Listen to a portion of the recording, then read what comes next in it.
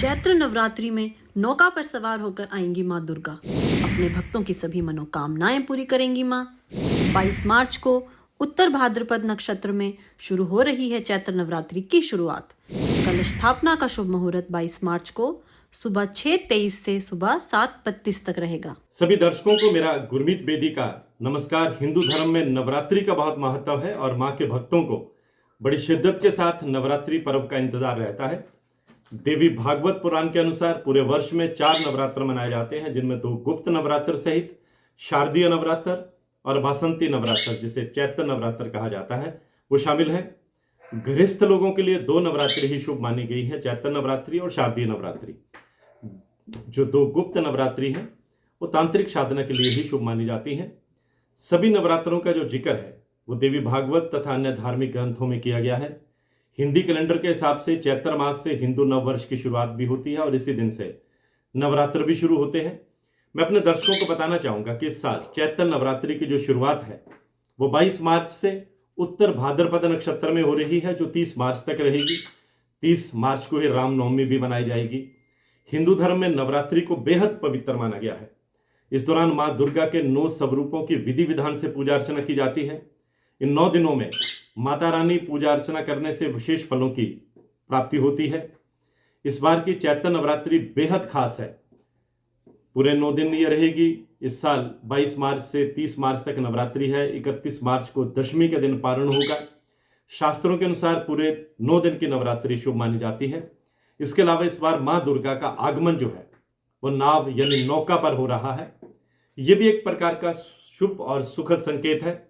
बहुत से दर्शक मुझसे ये जानना चाह रहे हैं कि नवरात्रि में माँ दुर्गा की सवारी क्या होगी, ये कैसे तय होता है। कुछ लोग पूछ रहे हैं कि कभी नवरात्रि पर माँ दुर्गा हाथी पर सवार होकर आती हैं, कभी घोड़े पर सवार होकर आती हैं, कभी पालकी पर सवार होकर आती हैं। ये कैसे पता चलता है कि किस नवरात्रि में माँ की सवारी क्या होगी। इस बारे में मैं अपने दर्शकों को ये बताना चाहूँगा कि अलग अलग वार के अनुसार नवरात्रि में माँ जगदम्बे के वाहन डोली, नाव, घोड़ा, भैंसा, मनुष्य व हाथी होते हैं। वैसे तो माँ दुर्गा सिंह की सवारी करती हैं, लेकिन नवरात्रि के पावन दिनों में धरती पर आते समय उनकी सवारी बदल जाती है। शास्त्रों की माने तो नवरात्रि में जब देवी माँ कैलाश से पृथ्वीलोक पर आती हैं तो उनका वाहन अलग होता है। अपने भक्तों के पास आने के लिए माँ दुर्गा अलग अलग वाहनों का इस्तेमाल करती हैं। माँ के आगमन और प्रस्थान का वाहन सप्ताह के दिन के आधार पर तय होता है। माँ जगदम्बे की सवारी नवरात्रि के प्रारंभ होने वाले दिन पर निर्भर करती है। नवरात्रि का प्रारंभ जिस दिन होता है उस दिन के आधार पर उनकी सवारी तय होती है। ठीक इसी प्रकार से वह जिस दिन विदा होती है उस दिन के आधार पर प्रस्थान की सवारी तय होती है। माँ का प्रमुख वाहन सिंह यानी शेर होता है। इसके साथ ग्रंथों के अनुसार माँ दुर्गा हाथी, घोड़ा, नाव, पालकी पर भी सवार होती हैं। मैं अपने दर्शकों को बताना चाहूँगा कि नवरात्रि की शुरुआत और उसका आखिरी दिन माँ की सवारी तय करता है। अगर संडे या मंडे यानी रविवार या सोमवार को नवरात्रि की शुरुआत होती है तो माँ हाथी पर सवार होकर आती हैं। बुधवार को नवरात्रि की शुरुआत होती है तो माँ नौका पर यानी नाव पर सवार होकर आती हैं। गुरुवार या शुक्रवार को नवरात्रि शुरू होती है तो माँ डोली में बैठकर आती हैं। मंगलवार या शनिवार को अगर नवरात्रि शुरू होती है तो माँ घोड़े पर सवार होकर आती है। माँ के वाहनों का जो असर है वो देश में रहने वाले लोगों पर पड़ता है।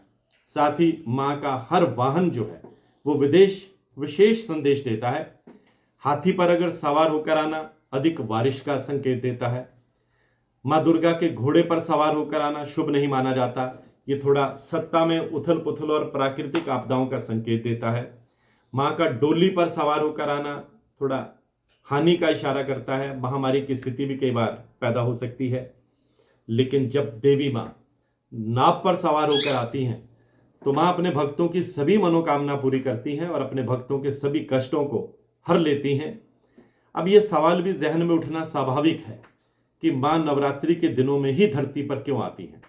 इस बारे में मैं अपने दर्शकों को ये बताना चाहूँगा कि पौराणिक कथाओं के अनुसार एक समय धरती पर महिषासुर नामक राक्षस का आतंक बहुत बढ़ गया था।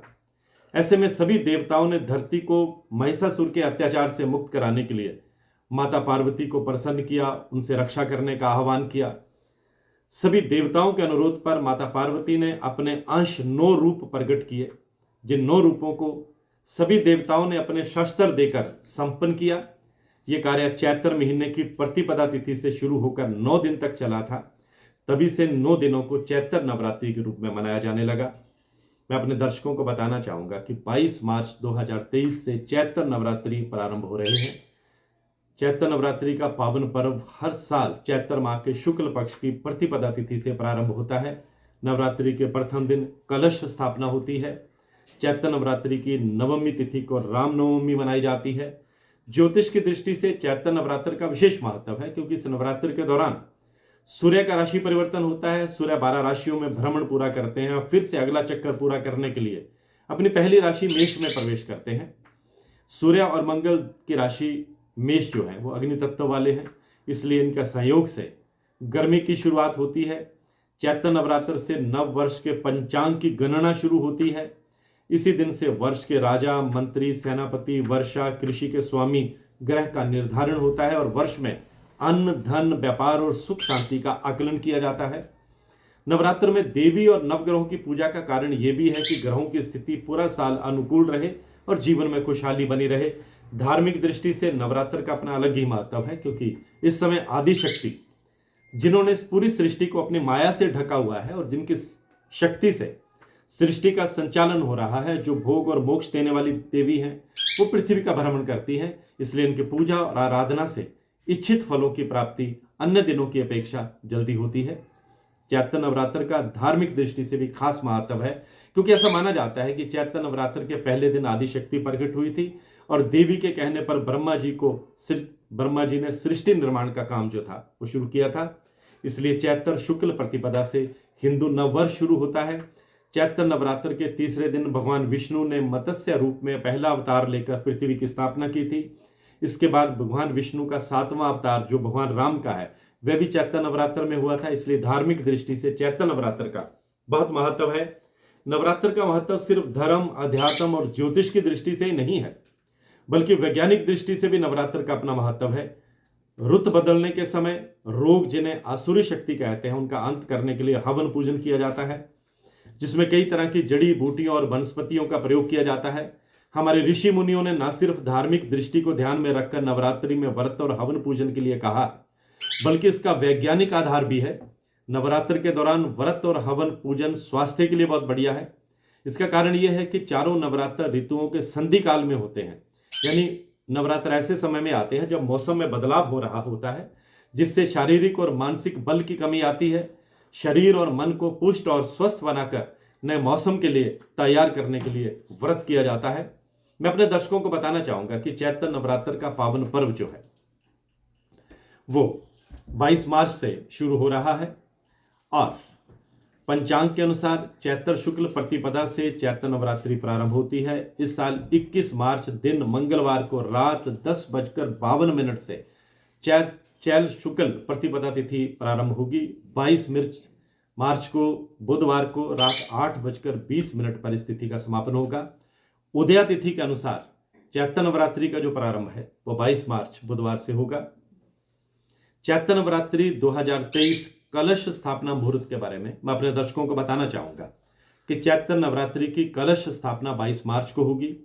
कलश स्थापना का शुभ मुहूर्त 22 मार्च को सुबह 6:23 से सुबह 7:32 तक रहेगा। यानी इस दिन घट स्थापना के लिए आपको 1 घंटा 9 मिनट का समय मिलेगा। इस साल रामनवमी 30 मार्च दिन गुरुवार को है। इस दिन प्रभु श्री राम का जन्म उत्सव मनाया जाएगा। चैत्र शुक्ल नवमी तिथि 29 मार्च को रात 9:07 से 30 मार्च को रात 11:30 तक है। रामनवमी की पूजा का मुहूर्त दिन में 11:11 से दोपहर 1:40 तक रहेगा। नवरात्रि चैत्र नवरात्रि का पहला दिन 22 मार्च बुधवार घट स्थापना और मां शैलपुत्री की पूजा होगी। चैत्र नवरात्रि दूसरा दिन 23 मार्च गुरुवार को मां ब्रह्मचारिणी की पूजा होगी। नवरात्रि तीसरे दिन 24 मार्च शुक्रवार को मां चंद्रघंटा की पूजा होगी। नवरात्र चौथा दिन 25 मार्च शनिवार को मां कुष्मांडा की पूजा होगी। नवरात्र पांचवां दिन 26 मार्च रविवार को स्कंद माता की पूजा होगी। नवरात्रि छठा दिन सोमवार को माँ कात्यायनी की पूजा होगी। नवरात्रि 7वां दिन मंगलवार को महासप्तमी माँ कालरात्रि की पूजा होगी। और नवरात्रि 8वां दिन 29 मार्च बुधवार को दुर्गा अष्टमी है, माँ महागौरी की पूजा होगी। नवरात्र 9वां दिन 30 मार्च गुरुवार को रामनवमी होगी। और नवरात्रि 10वां दिन 31 मार्च शुक्रवार को नवरात्रि पारण होगा। 31 मार्च दिन शुक्रवार को दशमी है, इस दिन माता प्रस्थान करेंगी। वहीं जब बुधवार और शुक्रवार को नवरात्रि समाप्त होती है तो माँ की सवारी जो है, वापसी जो है, वो हाथी पर होती है, जो अधिक बारिश की ओर भी संकेत करता है। तो आज की पोस्ट में बस इतना ही। चलते चलते एक बार फिर से दर्शकों को बता दूं कि 22 मार्च को चैत्र नवरात्रि शुरू हो रही है और मां नौका पर इस बार सवार होकर आएंगी। मेरे पेज से जुड़े रहिए, मेरे पेज को फॉलो करते रहिए। मैं गुरमीत बेदी।